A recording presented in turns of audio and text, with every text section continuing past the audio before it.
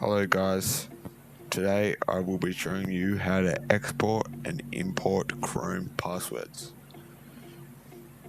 So the first thing you want to do is open up your Google Chrome and go to your settings, then go to your passwords.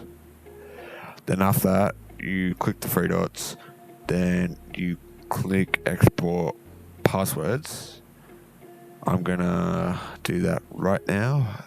Then after that, I click export passwords right there, then enter my user details. Then now I'm going to save mine to a USB drive because that's how I'm going to put it onto the new computer. Save yours wherever you want for later. Then now I can switch over to the other computer. So now that I'm on the other computer, open up Google Chrome, go back into settings and back to my passwords. And there's no three dots there anymore, so we need to enable password import. So to do this, create a new tab and go to Chrome Flags.